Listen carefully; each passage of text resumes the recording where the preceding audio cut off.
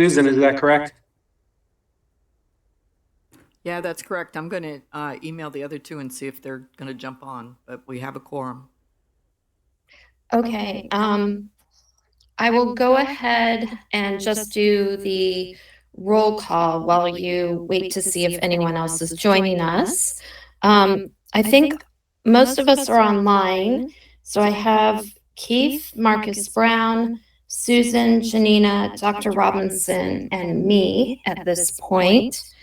And although I am the chair of this subcommittee, I am going to run it, if possible, as a conversation and take a lot of the lead from the individuals who have expertise on the subject matter. But before I go ahead and do that, I'm going to ask if there is any public comment. Is anyone from the public attending? Not in the room. Okay, I don't see anybody else online. The Kimberly's autopilot is going to be taking notes, actually transcribing what we're saying to make it easier to have minutes later. Okay. The discussion is the determination of, well, discussion of the topic, and then I would like to determine action items and make assignments from this meeting so that we know what is going to happen. I think there may be some research or some draft writing that we might want to do after this meeting. At this point, Dr. Robinson, I know you have a lot of information and expertise on that subject matter. Would you mind kind of starting with, you had some ideas of how to proceed? Okay. My best idea is actually to start with the recommendation from Dr. Cassandra Corbin Thaddeus's presentation. So just to frame it, we tasked ourselves with looking at the recommendations that came from her presentation on high achieving African American male students. Yes. And then to bring back to the DDEC our distillation of those other recommendations for discussion in hopes that then the DDEC will recommend to the board and superintendent action on those recommendations. Am I correct? I believe so. I'm not sure if our assignment also included suggested draft language or not. I thought it did. Yeah, that is fine with me. It's fine with me. So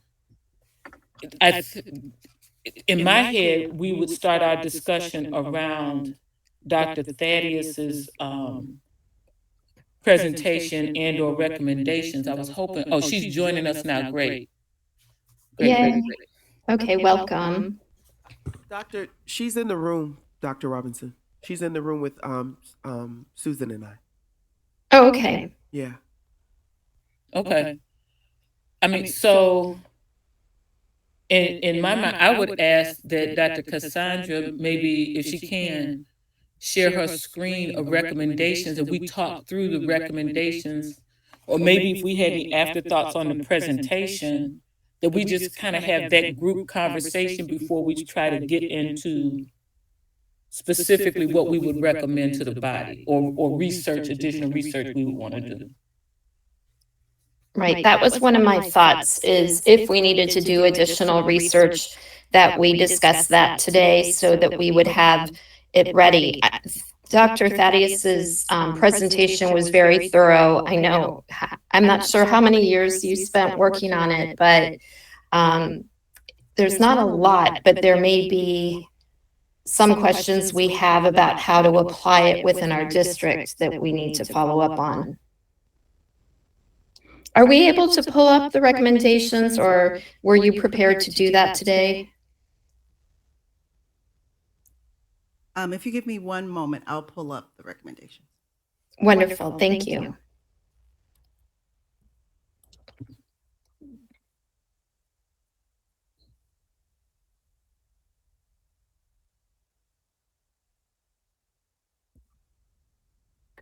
In the meantime, I'd love to hear any thoughts, feedback. I think that's what Dr. Robinson was also suggesting, that maybe we can just have a kind of general conversation about the presentation and thoughts that came up there. That'd be helpful.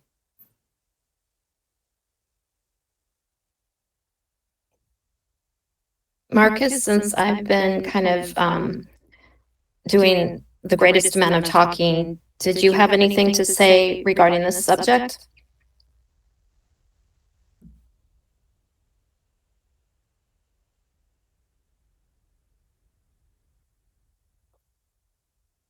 Okay, he may be in a couple meetings at the same time. I love the emphasis on success instead of finding reasons for students not succeeding, and emphasizing those so we have kind of a path of what to do instead of what not to do. And so I agree that we should be putting our efforts into that. And to share good news. Agreed.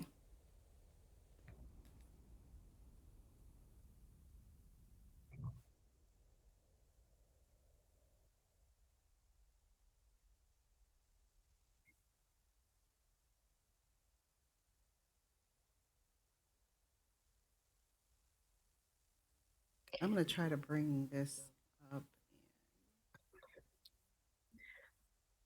I am also wondering, while you're doing that, some of the students may not have all of the supports that had helped the students who were the most successful. And so I'm wondering if we could not only have whatever we can provide within the school, but partner with some outside organizations that have the same aim, to kind of have a coordinated effort. So when the students are outside of school, we can provide support. I'm not sure if we can recommend that from our committee, but maybe we can. So, Kimberly, so one of the things that I didn't explicitly share during the presentation was that most of these, all of these students, let me just think through, were connected with a community organization, and which is how they actually got to me. One of those organizations was the EJS project in the community that supports students, both males and females, but they do a really good job with high school students. And then also, of course, Connect to Greatness. So those are the two organizations where these students received mentorship and additional supports as a part of, you know, how they anchored themselves in academic success. Wonderful. I forget EJS. Yep, Emmanuel Jackson. It's Emmanuel Dupree Jackson's senior. Okay. But EJS. Got it. It's actually called the EJS project. Got it. Yeah. And they are in Delray. Okay. I'm trying to look who raised their hand. Oh, Dr. Robinson. Hey, so while we're about to go through this, I just want to follow up on your comments, Kimberly. So, and I think I mentioned this before. So, I am really, really clear. As they say, it takes a village to raise a child, right? And I'm really clear that if the school district wants, in this case, we're specifically talking about Black male students, to be successful, we had to figure out how they, I gotta get my words together, how they partner with community. Mm-hmm. And not just community, but also parents, right? Right. So, you know, and I will say this, I am really glad that we had this presentation. It helped me remember that I've always known that there's been successful, there's always been successful Black male students, always, right?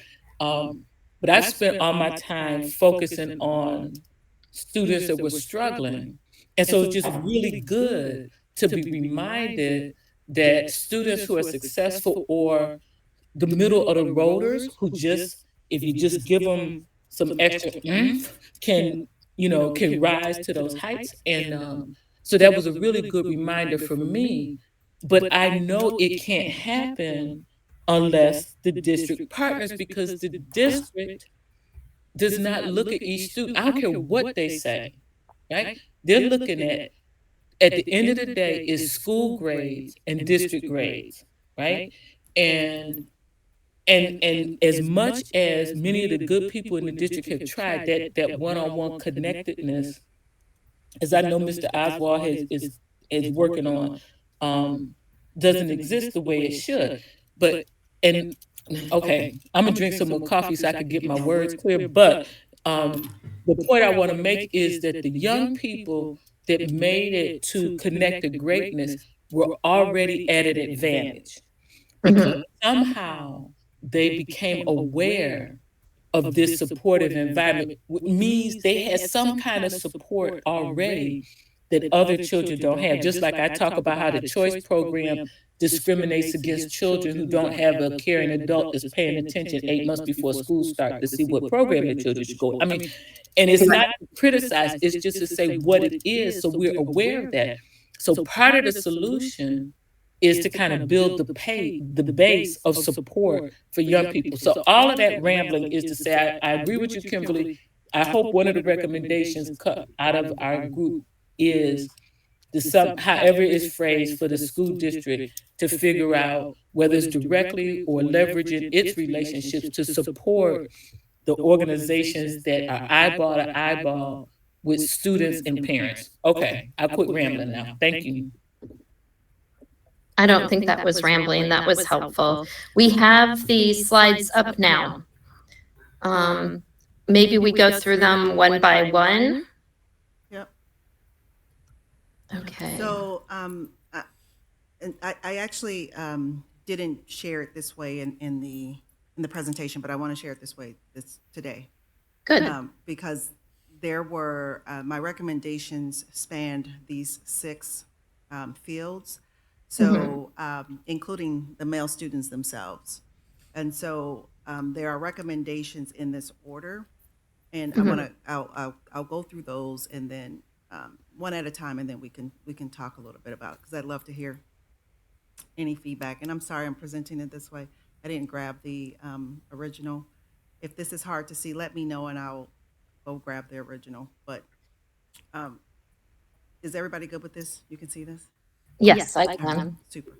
All right. So one of the things that I wanted to do is start with the students themselves in terms of recommendations based on, again, what I heard from them. And one of the things that we could be doing is recommending them really kind of seeking like-minded students to build their community of excellence and really to support them. We talk about affinity groups. I think we talk a little bit about that in the district. We also have I can't think of the name of it right now. Dr. Robinson, what's the clubs? The African American The Black Student Union? Black Student Union. Thank you. Couldn't think of it. So those are really important spaces for Black male students. And so I one of the recommendations is to continue to encourage them to seek out those communities for their continued academic support and feeling safe and secure. The other thing is to have them really start advocating for themselves and providing feedback to administrators. Now that might be a little bit more challenging because of their experiences that they're having right now with teachers, the other teachers, not the ones that they admire and the ones that are supportive, but the experiences that they're having with administrators makes them a lot more reluctant to advocate for themselves and use their voices. But if there's a way for them to do that, that would be one of my recommendations. That includes the courses that, that they have found not to be challenging as well. Like, how do they use their voices to say that this is not challenging for me? And I need a little bit more rigor in my in my um, in my courses. So those are a couple things, and those are big because that means that they have to assert their voices. And so, as much as we can support them to do that, I think that would be helpful. So then going to the community organizations. Oh, sorry. Go ahead, Kimberly. Do you mind if, oh, I'm sorry, do you Yes, let's mind do if that. I ask questions before we move on, as far as our structure? I'm Okay. sorry. That's what I meant to do. I don't know this, so please let me know. Does each school, especially high school, have these organizations, or do they only occur in certain schools? The Black student Black unions. unions or anything like that? I don't know the answer to that. I know that there are some schools that have them. Maybe Dr. Robinson or someone else here maybe knows that answer. I don't think I know. It's not all schools. Right. Okay, so Janina, you could be more definitive than me. So not all schools have a Black student union, but we encourage all schools to have a Black student union. In order to have a Black student union, you have to have a sponsor. So Brian knows he really advocates for the schools and tries to get a sponsor on each high school campus. He's been trying to also work with some of the middle schools to try to start a BSU on those Okay. campuses. But a majority of them have them, but Okay. not all of them. How about adult male mentors, like my brother's keepers, that kind of organizations or mentors? Because I know if we can have, I mean, these kids are still kids, right? So they need to see adults who mentor them and help them learn strategies to ascertain their voices, to be able to say, okay, this is too easy for me, this is not challenging, I can do better than this.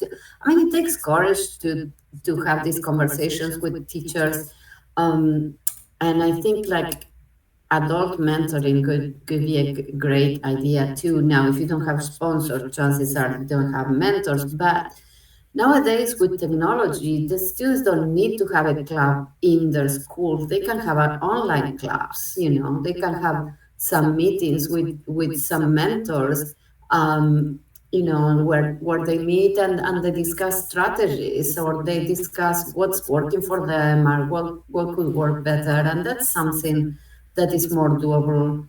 And students are always with their phones. They can do something like that. That's if we have a program or some adults that can mentor students in one school.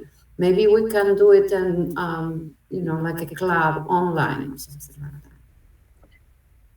I know there's some clubs that, not clubs, some of the organizations we just discussed provide mentorship, but bringing them into the schools and getting volunteers to do others is a good idea, I think, and I wrote that down.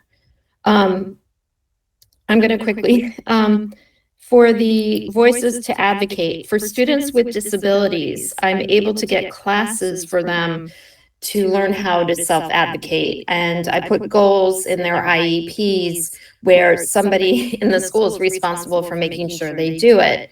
And a lot of the things I do on IEPs, I get frustrated that they can't be available to us, all students, like the learning strategies classes and some of the social skills classes too. But you have to have an IEP to get into those. I don't know if we could recommend to the district making some of those, something like that available. Dr. Robinson? Yeah, thank you. So wait, I don't want to disrupt. Did we finish this page?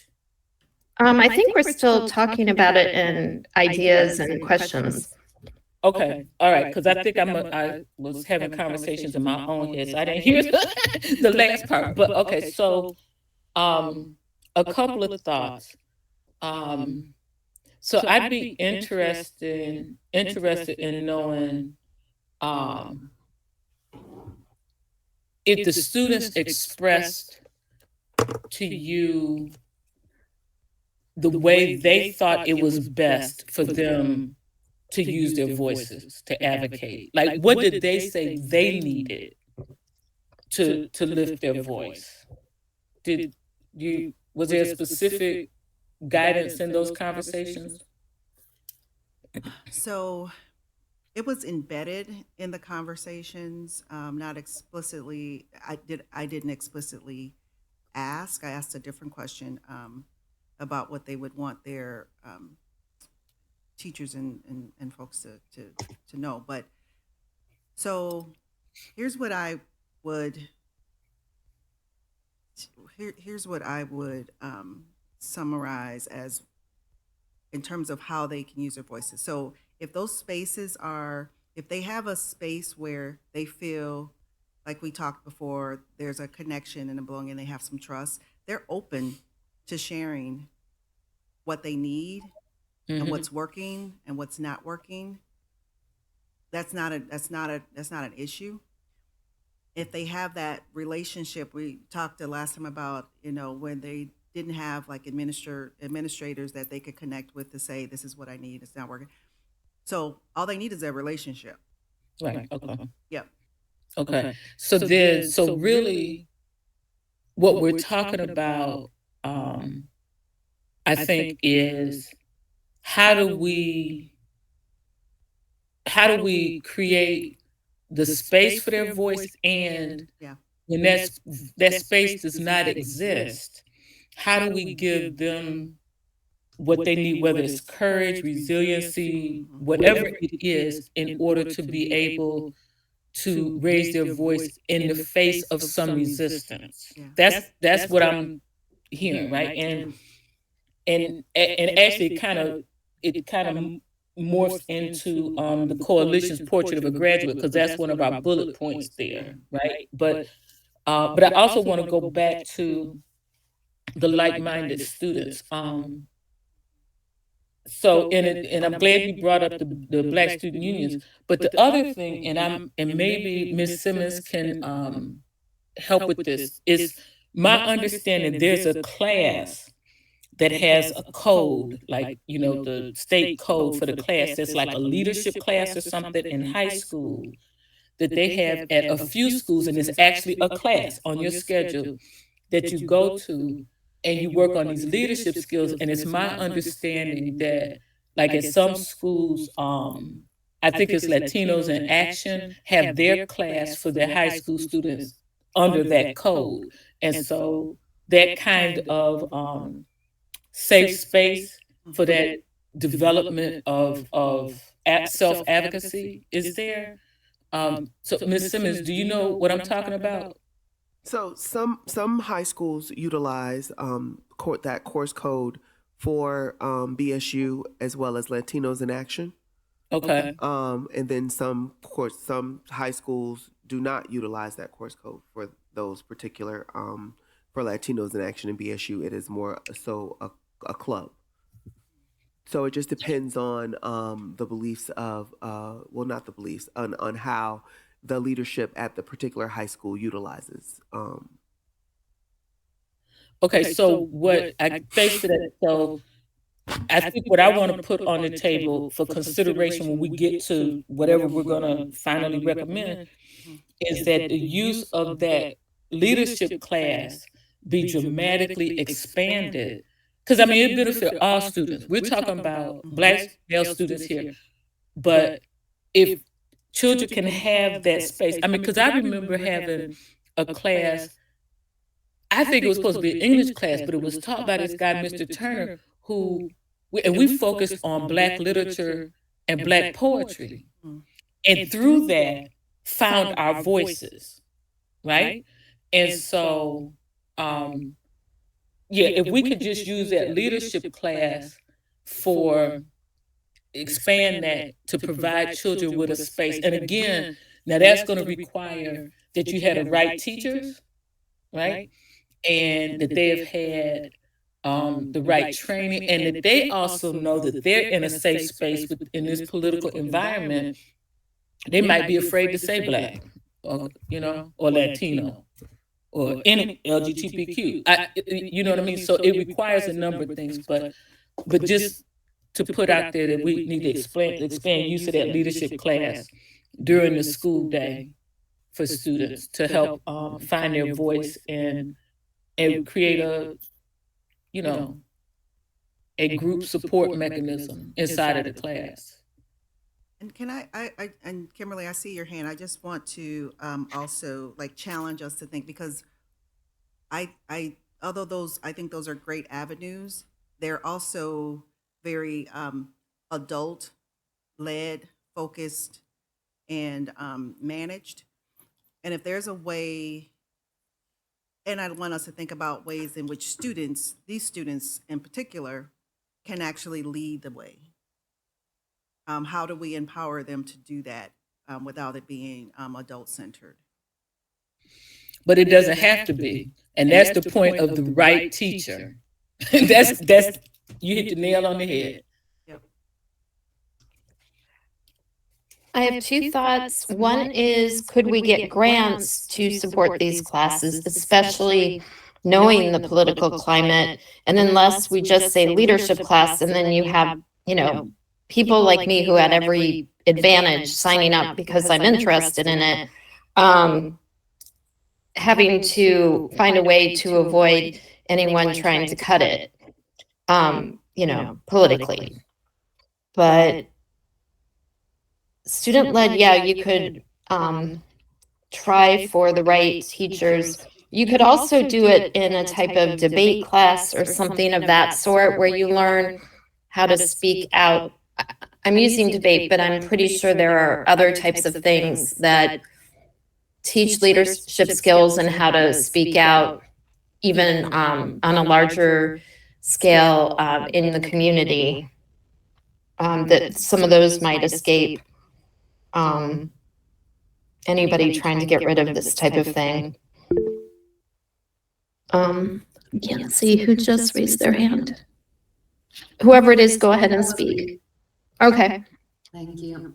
Yeah, I agree. Those are all good ideas, including what I say. They're all good ideas, but they're all adult-led. And I think Dr. Tzadik has a great point. The students need to have a space where they can be the leaders and they can mentor each other and talk and also find the support and the communication and the relationship with an authority in the schools. But we tend to think a lot, myself as an educator tend to think a lot about what teachers can do, but so it's hard to come up with ideas.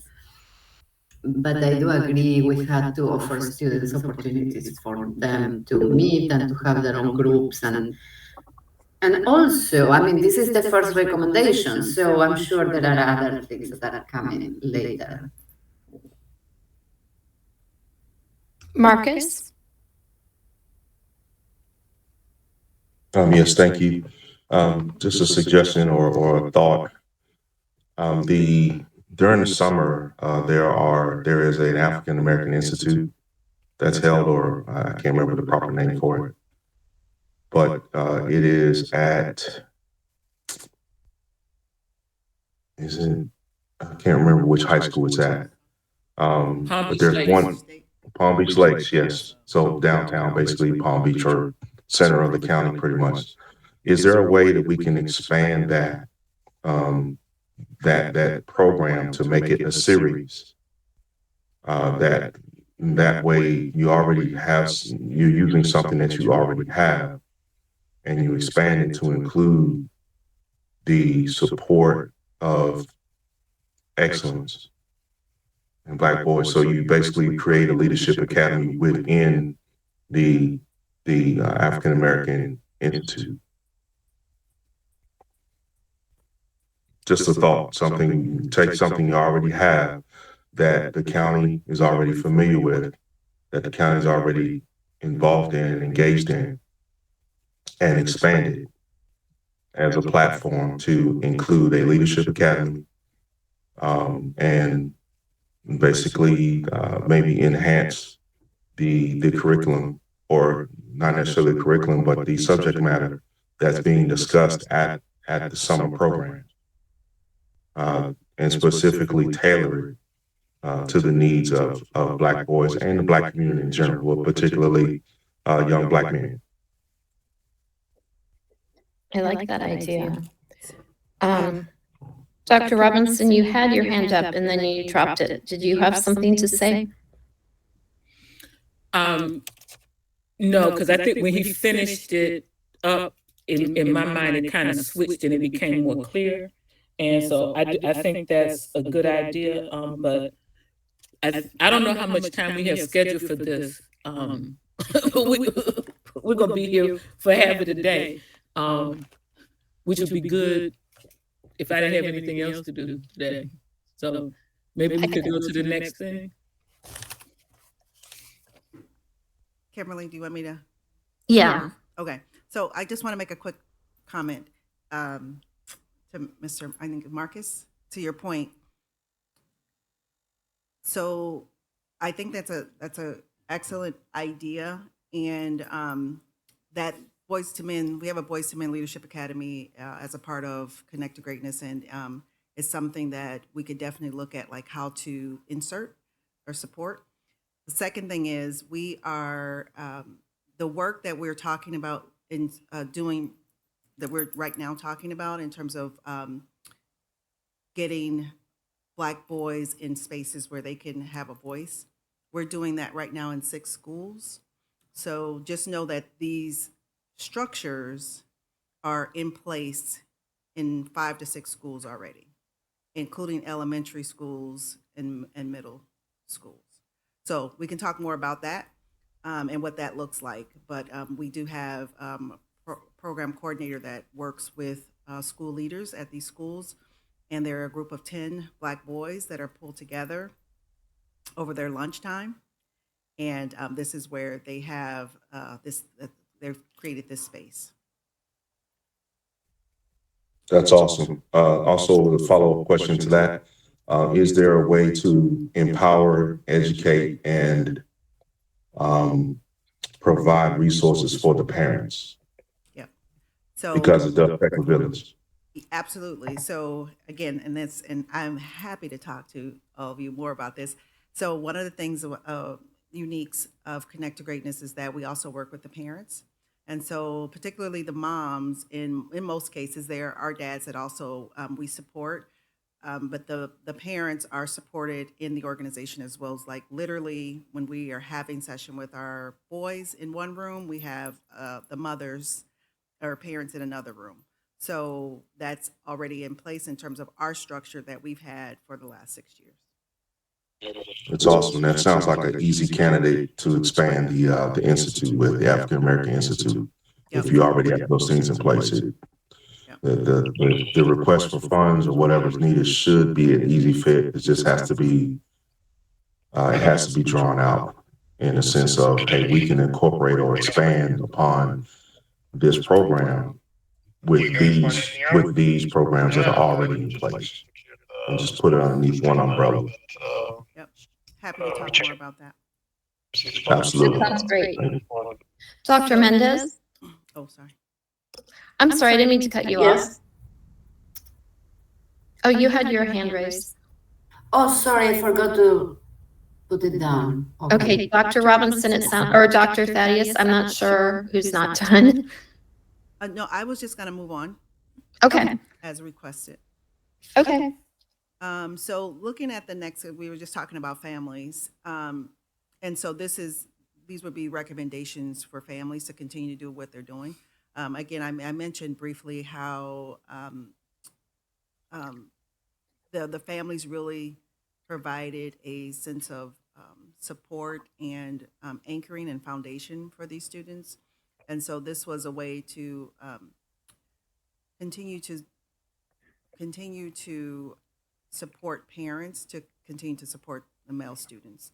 One of the things that came out of at least a couple of the boys that shared that there's a lot of pressure. I asked the question, who puts pressure? Is there anyone who puts pressure on you to be a high academic achiever? And the majority of them said themselves, not their parents, not their teachers. They did themselves. Another student, or a few students, also shared that the high stress has, at times made them very depressed.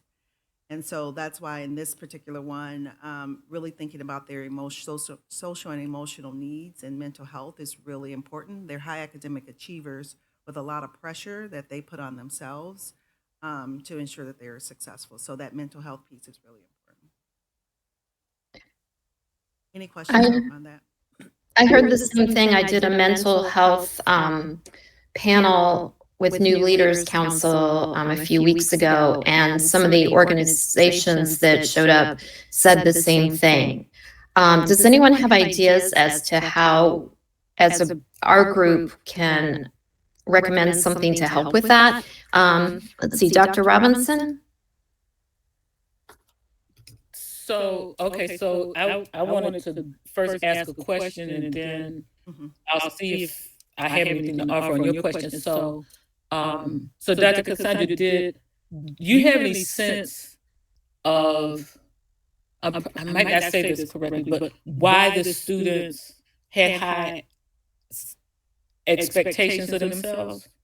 Yeah. Like, where did that come from? Yeah, it came from them wanting. So remember, they self-identified as Haitian American, Black American, all right? And so some of them, it was because their parents weren't from this country, and so they wanted to make their parents proud. Okay. Others was, other variations of that, but it was all about making their families and their parents proud. That's where it was coming from. Okay, as opposed to the parents putting the direct pressure. That's right.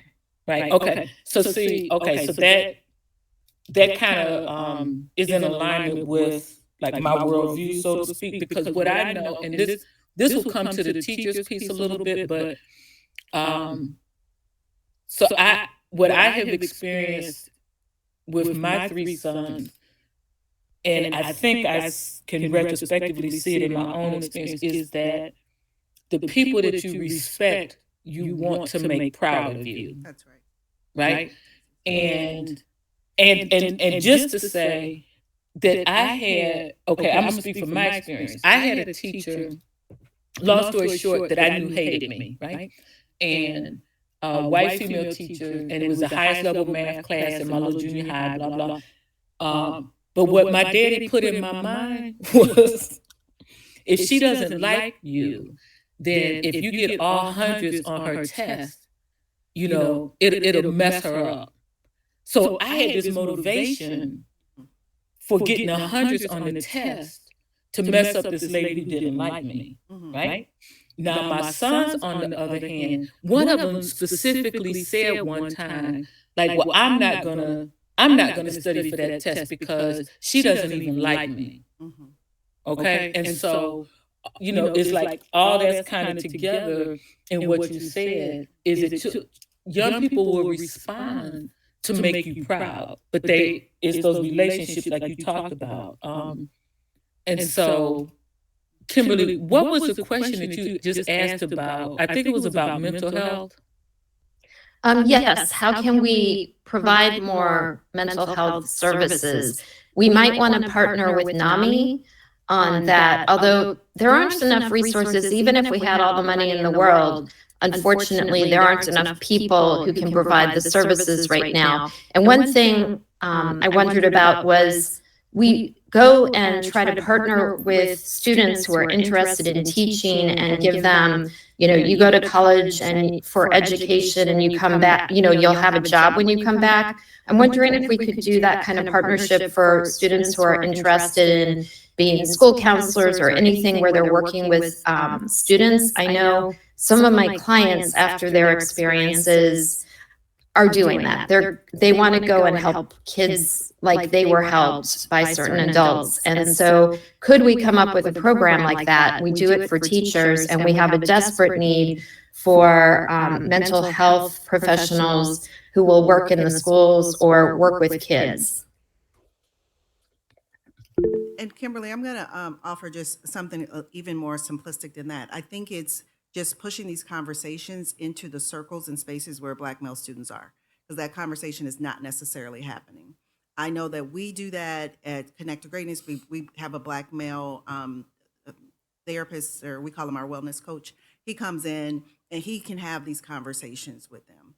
So it's not, it doesn't have to be complicated. It doesn't have to be a policy. It doesn't have to be a program.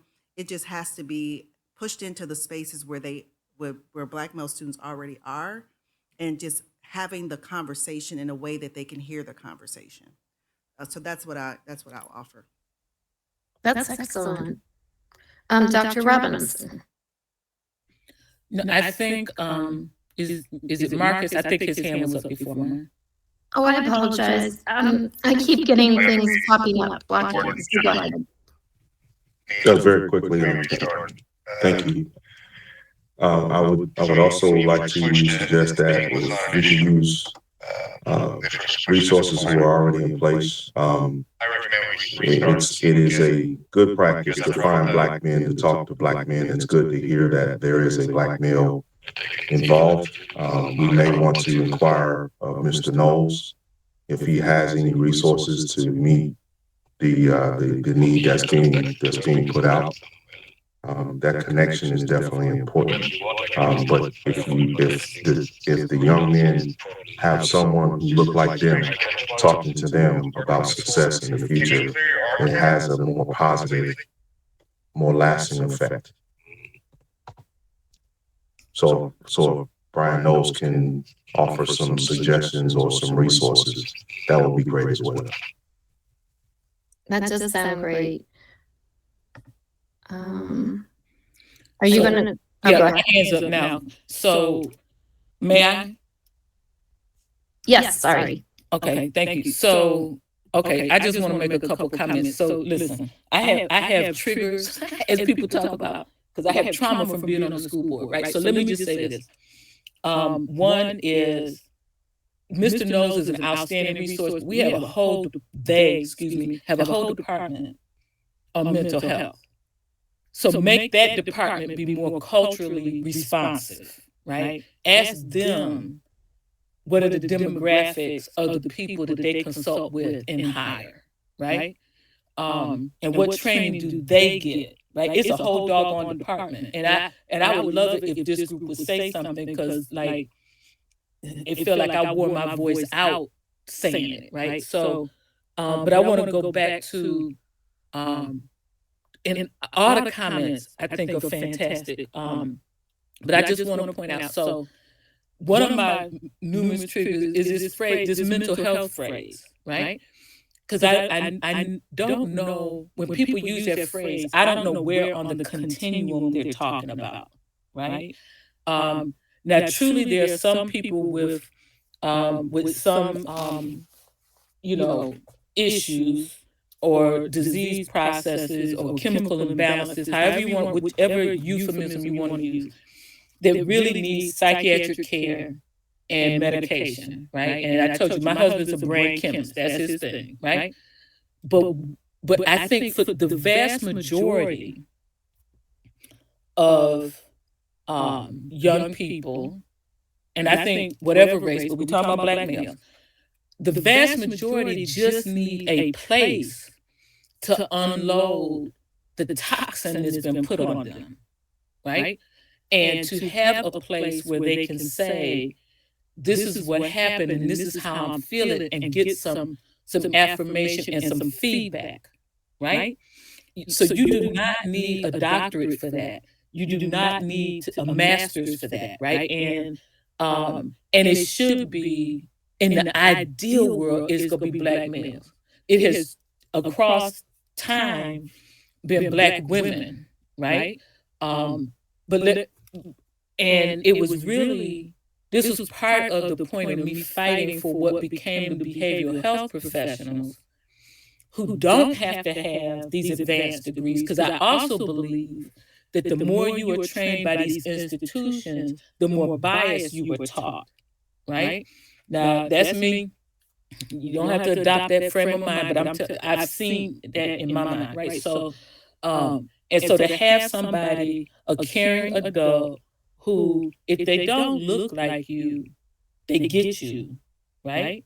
And they also had a wherewithal to know that they don't have the same life experiences as you, and so they could reach out to somebody else if need be, right? But it's just to have that space where you can unload, because I'm telling you, you know, they talk about the ACEs score. You just need to get 5 points on the ACEs score for being Black in America. Being Black in America is a traumatic event every day, right? And our poor children walking into these environments where they may not be received as their whole Black selves, and they are not received positively oftentimes unless they share some of that they bring with them, right?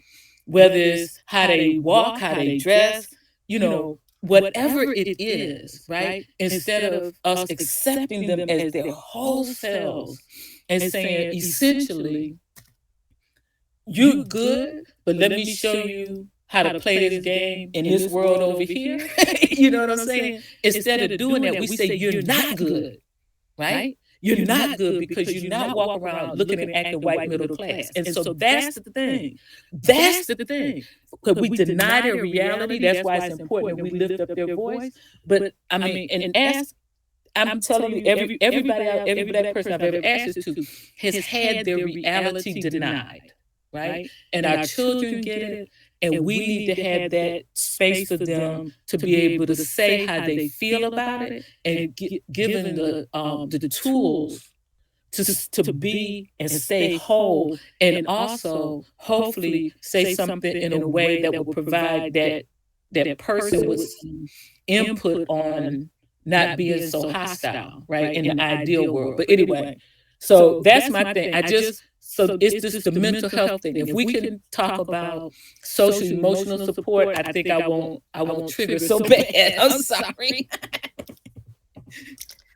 I'm just going to jump in and say I have tried to advocate for that in some schools where I got pushback being told and that in certain communities, social, emotional, mental health issues are stigmatized, and that the principal resisted any support for a student who needed it because of the stigma. Is there anything we can do with training or anything to prevent that attitude, so that there's no barrier to the kids accessing the programs that we put in place because they think it's bad or weakness or whatever? And I don't have the answer because I'm not in those neighborhoods, but is there some way we can address that? Because I've run into it and it broke my heart in a way that kids need support and they're not getting it because of what others might think. And so any ideas? Okay, I'm biting my tongue. I'm trying not to over participate. I know I'm a person who's not in the community, so I just am asking that question sincerely, trying to help. And you can tell me if I'm off base and, go into me, but I found that and I wanted to find a way to overcome it. I'll just say two things real quick. One is careful about language. So that's why we say wellness coach. That's what the gentleman that we work with, his name is Michael James. He's fabulous. So we say wellness. And the second is who is having the conversation. Yep. That's it. Yep. Thank you. You say things so well, Dr. Cassandra. That's what I was thinking, but I wasn't going to say that nicely. Please say whatever. If I jump in. This is recorded, Kimberly. I guess we can't talk about it later, but yeah, I'm biting my tongue on that because this is recorded. Okay. But Dr. Cassandra said it. She said it. She just said it nicely.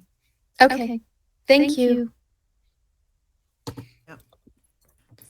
Should I continue? I think we have 6 minutes. Before we continue quickly, I would like to have a vote from the membership. We have to wait 10 days before scheduling another, but are the members here, I know everyone is incredibly busy, but are the members here amenable to meeting one more time before the one where we're just before the committee meeting? How do we vote on that? You want us to raise our hands? Somebody needs to make a motion. I'm not. Make a motion to, I don't know if I can make a motion. Okay, I suggest language and then you can make a motion to meet one more time before the already scheduled meeting that is going to occur at or before the committee meeting, and make it, I think, 10 days or whatever the required amount is to provide public notice. But make a motion for us to meet one more time in addition to what we've already scheduled. I'd like to make a motion for the Ad hoc Subcommittee of the DDDC to meet at least one more time prior to the scheduled board meeting, within the date or time guidelines in place from the county. Okay. Second. I second it, and I'd like to offer a friendly amendment, and that is to add what Marcus almost said, and that is at least one more time. Because the way, okay, period. That's, Well, if we schedule it today, it'll be at least 10 days in advance, so we can schedule one every week until the committee meeting, correct? Or we can even more often than that, as long as we schedule it soon enough. Is that correct? I'm asking whoever needs to. yeah, it's the public notice piece, so we could like schedule 10 more meetings, right? And as long as we schedule it now, so it could be publicly noticed with enough advance notice, is fine. But that's why I want to say at least, because this is really good conversation, and I don't know how we get to the end in the time frame that we're giving ourselves. Kimberly, can I make an amended? Yes, motion? I was going to ask you. Okay. I'd like to make a motion for the Ad hoc Committee of the DDDC to meet as many times as necessary going forward, with the first meeting being within the time frame necessary prior to the committee meeting, with public notice in place. I hope I said that right. Yes. Susan, is it 10 days? Yes. Okay, let's look at our calendars for 10 days.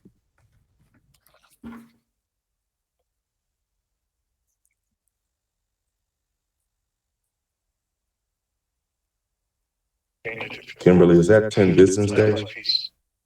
I will ask Susan that. Actually, I'm not sure. I'll have to check. Well, let's just say 10 business days to be safe, because it's easier to schedule while we're all together. 10 business days puts us at June 9th, which is a Friday. I'll be out for the 11. I don't think staff is available on Friday. No, we're not. I counted 8. Did The I 8th. count wrong? Yeah. Oh, sorry. Yep, I forgot about the holiday. Sorry. You're correct. So that would put us on the 12th. I think that puts us on at the 12th. So 1, 2, I'll go ahead and do that now. 5, 6. I will be abroad and with time difference, but I guess, do we need quorum or something like that, or can the subcommittee function with one less person? We can, we don't need every single person. We had quorum before you arrived. Okay. I'm sorry about that. I couldn't find the link. I don't know what happened. I couldn't find it. Oh, no problem. Thursday, the 8th, is everyone available at 10?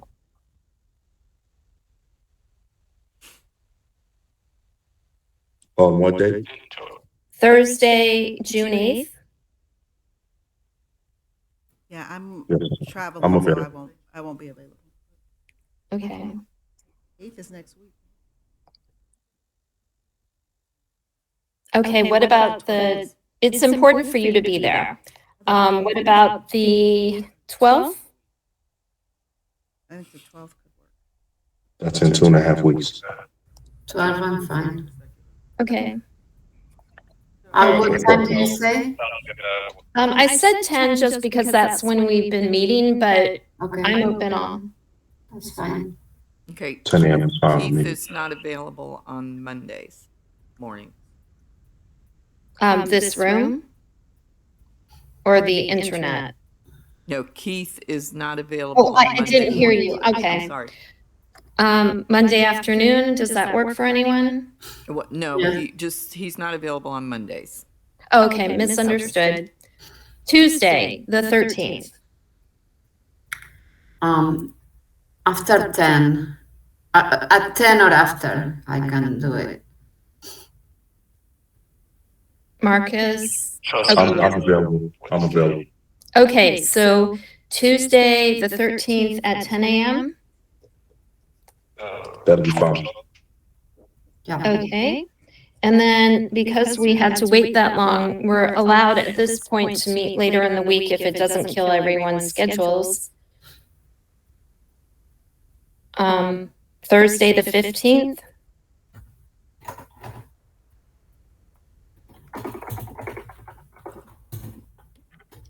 Does that work? That should be fine for me, yes. Okay, anyone else?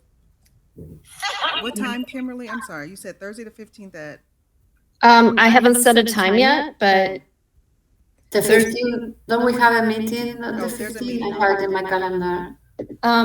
the 15th? Yeah, Yeah. maybe it's an old. I don't is there, see it there. Did I mess up?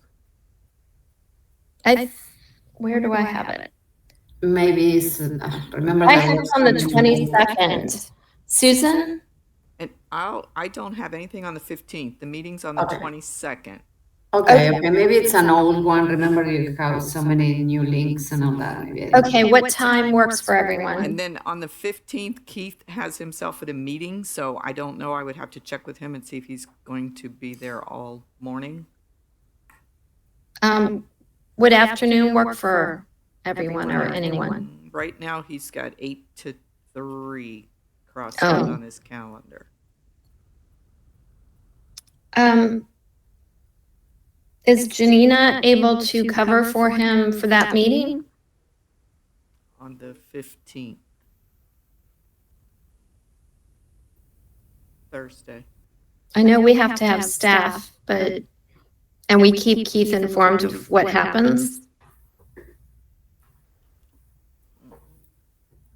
She's thinking if she's going to be here that day. She may not be here. Okay. We're having one on the 13th. And And the 15th because we have a lot of work. what about the next week? Can we look there?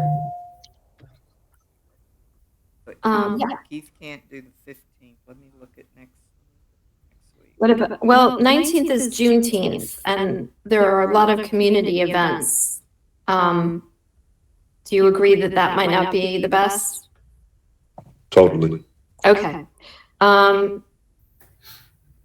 I can do the morning of the 20th. He's I'm just, available. he has things on his calendar, so I Oh, would just have to Institute, I'm check sorry. with him and see if he needs to be present or. No, that's the Summer Institute. So we just Yeah. talked about the Summer Institute. That's the 20th, 21st, and 22nd. Okay, well, our next full committee meeting, and we're already scheduled for the 22nd. So going back to the 15th, we're kind of waiting to see, are any other staff members allowed to cover, such as Brian? Kimberly, can we meet before the meeting on the 22nd? We already are scheduled to do so, but our 3 meetings, like sufficient to get what I think the conversation is helpful, unless everybody wants to choose which, but figuring out ways to implement the recommendations. But as a group, what do you all think?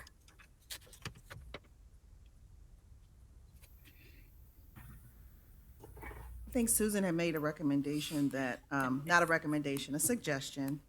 Yes. That maybe the meeting on, let's say the 13th, for an example, I'm gonna go back to the 13th. Maybe it's longer. That would be fine also. We could extend it maybe from 10 to 11 to 10 to 12, Yeah, because it gets tricky for me after that. okay, Yeah, I have a hard stop at 12, so that will be fine with me. okay. If we're really, 4 hours is a long time, but I can meet at 9. Or is 3 hours best? I can do 9. Are we talking for the 15? No, We're talking about the 13th. 13. Okay. I cannot do 9. I have a 9 to 10 meeting, but at 10, I can do 10 to 12 or 10 to 1 or whatever. Okay, Marcus? Dr. Robinson? 9 would be fine, but again, I do have a hard stop at 12 for at least 30 minutes. And Okay, then I'm available from 12:30 to about 4. okay. Dr. Robinson? Yeah, I can make it work, whichever. Okay, why don't we do 9 to 12 on the 13th? I'll join at 10 then, because I have a HEC meeting at 9 to 10. Okay. So I'll join at 10. And then if we want to, for the meeting that's already scheduled on the 22nd, if we want to extend that from 9 to 12? And if we don't need all that time, we can adjourn and give time before the other meeting.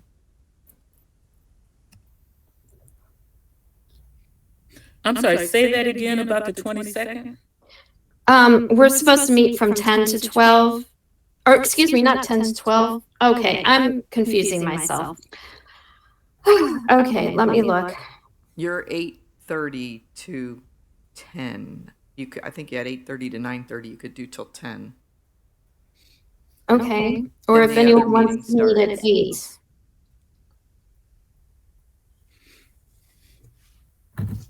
It's fine. Does that conflict with the activities at the Summer Institute? Oh, Mhm. well, the meeting itself conflicts with the Institute, I think. Yeah, Okay. It's already on the calendar. Okay. And I'm unavailable that day, so. Oh, we need you. The 22nd. Well, you're unavailable for the meeting that's already scheduled and the DDEC. You're probably teaching at the Institute? I'm not teaching at the Institute. Okay, I'm that's on too state. bad. Dr. Robinson, sorry.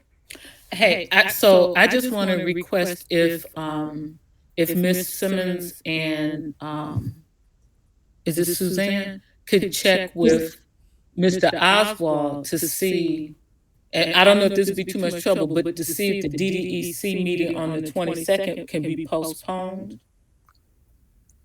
I second that. Okay, I will check with Keith on that. This is Susan. Okay, thank you. Because in June, we do have the 29th. So we wouldn't be having an ad hoc meeting on that day. Well, we would move both of them. Oh, okay. Because I don't want to interfere with the Institute. I think that's counterproductive to our goals as a committee.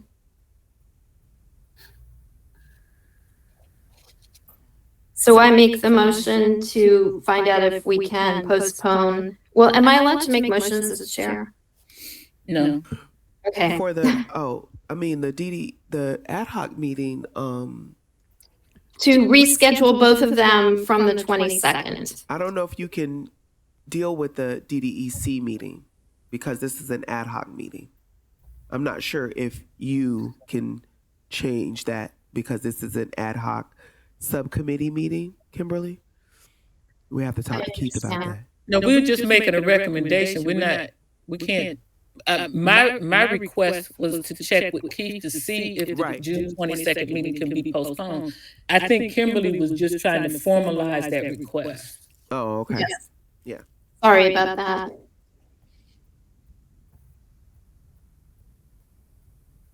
So, I mean, do we need to formalize it? Because I recommend that we formalize it. okay, so my motion is that this ad hoc committee asks Mr. Oswald to postpone the regularly scheduled DDEC meeting that's scheduled for June 22nd in order to not conflict with the African American Summer Institute and allow us more time to come with clear recommendations. Second. All in favor? Aye. Aye. Dr. Thaddeus, are you, well, on the 29th, are you available? Because if we're having our Yeah. pre-meeting, it would be, I think, very helpful to have you. Yeah. Yes, 29th works. Okay. All right, then we'll make, should I, or should staff make that recommendation? Just let them walk with it. Okay, I'm sorry. No, that's fine. I just don't want to do things wrong, so I'm asking. Okay, we are, I apologize, we are beyond our time. It's 11:11. I don't know everyone's schedule. Do we need to adjourn? Or can we ask to expand to 11:30? Dr. Robinson? So I'm going to need to leave, but I do have a request, and that is that, we were talking earlier on about basically the community-based organizations that work with Black male students as well as with parents. They are out there, right? They're scattered out there. My request would be that each of us makes an effort to collect the names and contact information of the organizations that we are aware of or become aware of, because ultimately, my hope is that the district will work to leverage its influence to support them, and we need to be able to say, here they are. You know what I mean? And so that's my request, is that each of us, looks for these organizations that support Black male students and parents, and maybe email it to Susan. Mr. Oswald or Susan. Yeah. Excellent idea. I don't think we need to make a motion. We'll just make that assignment.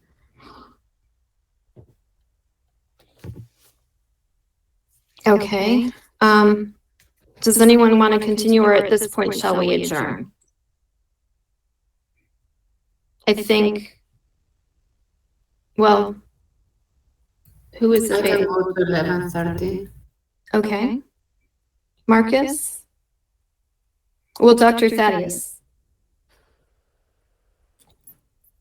So I can do probably another 10 minutes, but then we'll have to drop, have another meeting. Okay.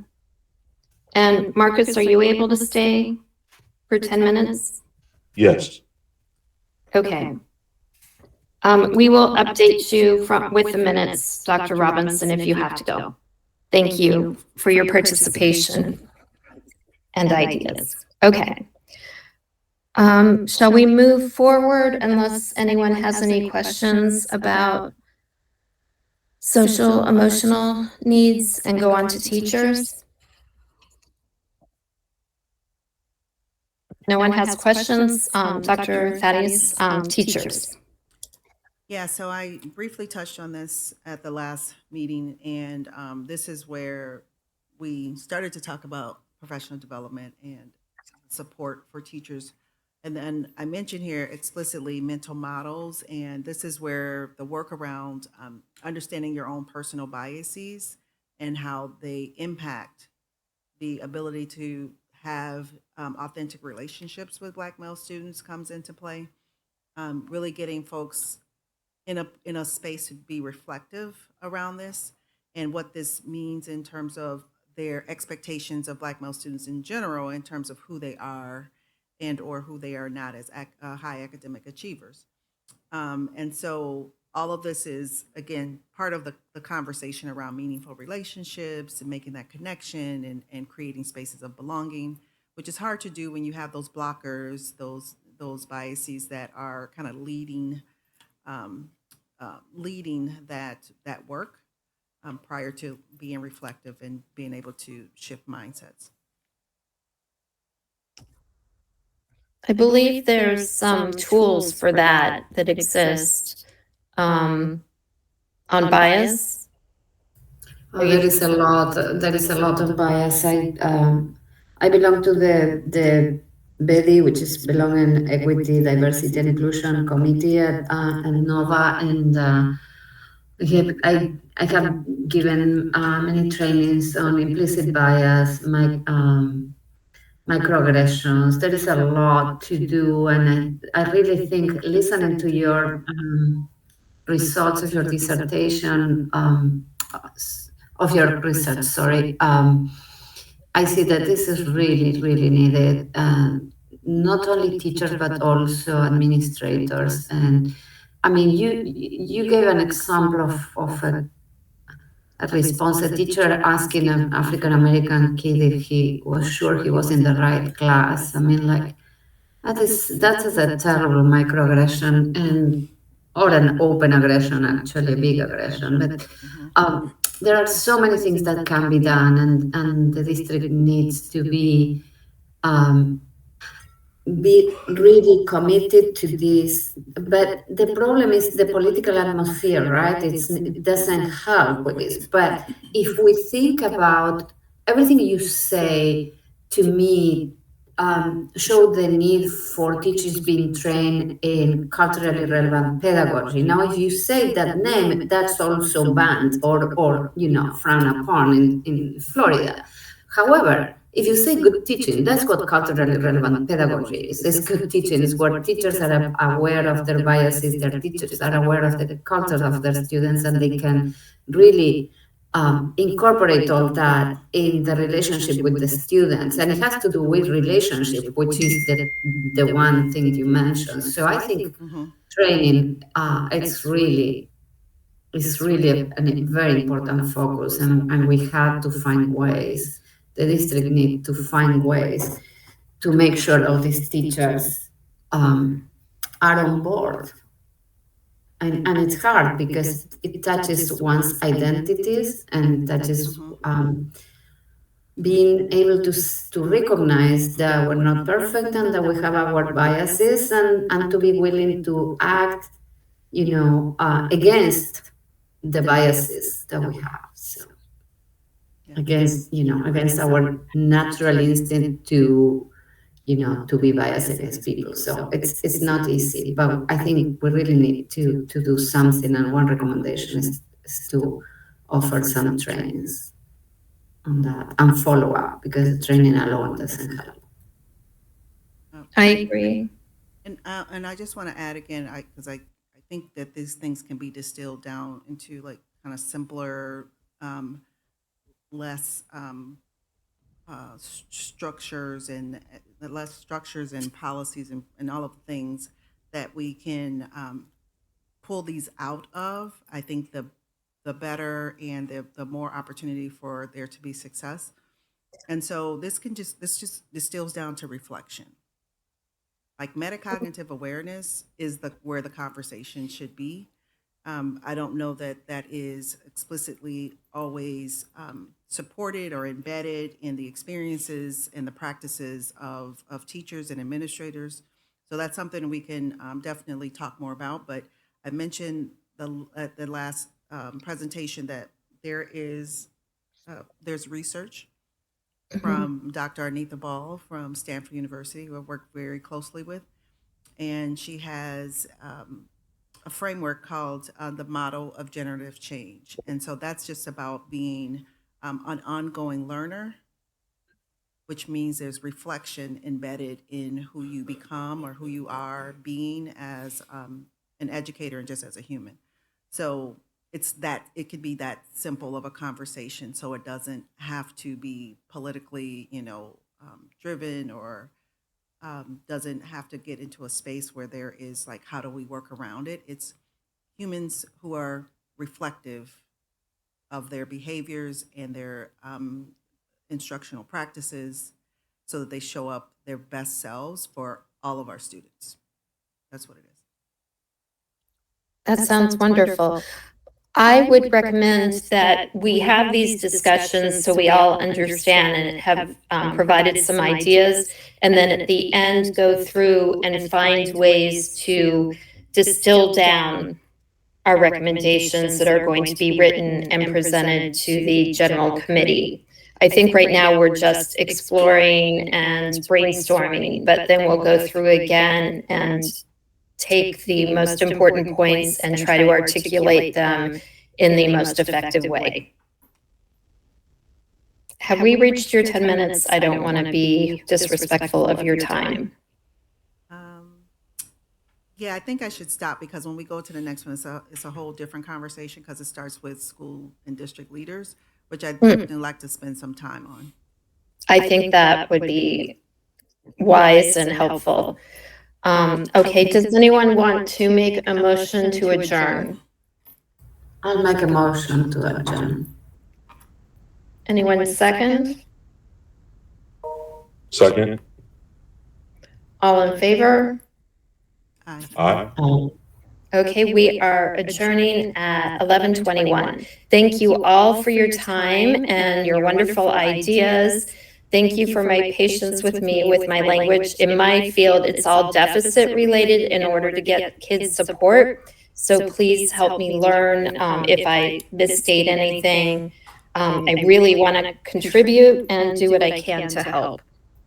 Appreciate you, Kimberly. Thank you. Thank you. Thanks, everyone. Bye-bye. Thank you. Bye-bye. Thank you. Have a wonderful Have a rest safe of your weekend. day. You too. Bye. Bye bye.